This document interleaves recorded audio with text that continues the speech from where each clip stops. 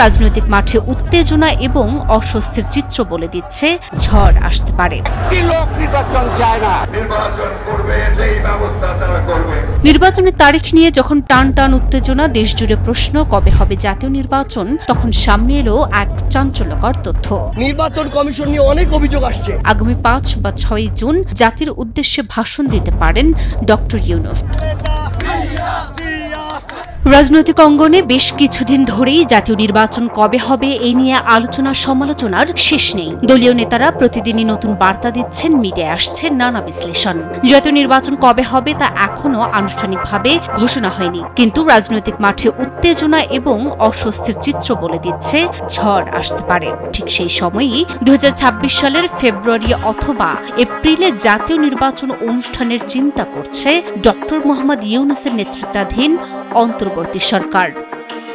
নির্বাচন নিয়ে অন্তর্বর্তী সরকার একটি প্রাথমিক রোডম্যাপ ঘোষণা করে যে ডিসেম্বর থেকে জুনের মধ্যে নির্বাচন। তখন অনেকেই ধরে নিয়েছিল এই বুঝি রাজনৈতিক সংকটের অবসান হতে যাচ্ছে, কিন্তু না।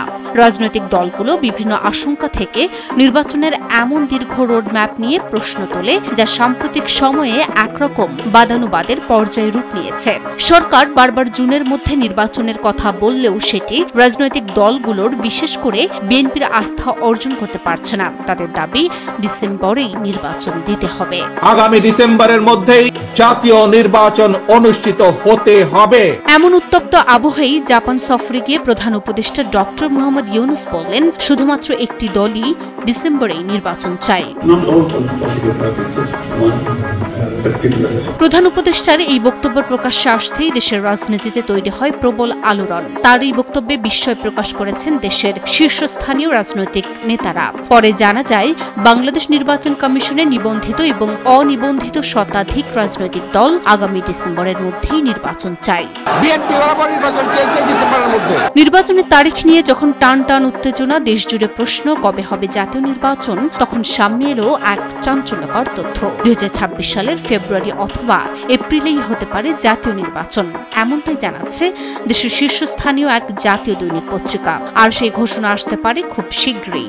জাতীয় পত্রিকার সেই প্রতিবেদনে বলা হয়, আগামী ৫ বা ৬ জুন জাতির উদ্দেশ্যে ভাষণ দিতে পারেন ডক্টর ইউনূস। সেই ভাষণেই উঠে আসতে পারে নির্বাচনের সুনির্দিষ্ট দিনক্ষণ।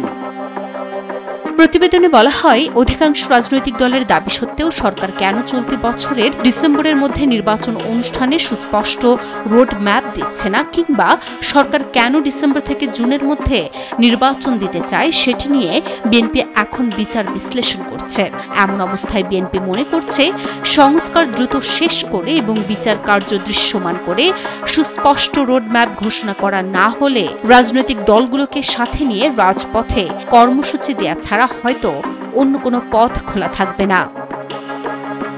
এই অবস্থায় ডক্টর ইউনূস দ্রুত নির্বাচন আয়োজনের প্রতিশ্রুতি বাস্তবায়ন করে রাজনৈতিক উত্তেজনা প্রশমনে ভূমিকা রাখবেন বলে প্রত্যাশা করছেন অনেকেই। আজ ডক্টর ইউনূসের সঙ্গে বিএনপি সহ বিভিন্ন রাজনৈতিক দলের বৈঠক অনুষ্ঠিত হওয়ার কথা রয়েছে। তবে ঈদের আগেই প্রধান উপদেষ্টা সুনির্দিষ্ট রোডম্যাপ ঘোষণা করলে পরিস্থিতি ঠান্ডা হয়ে যেতে পারে বলে মনে করছেন অনেকেই। Desk report, news 24।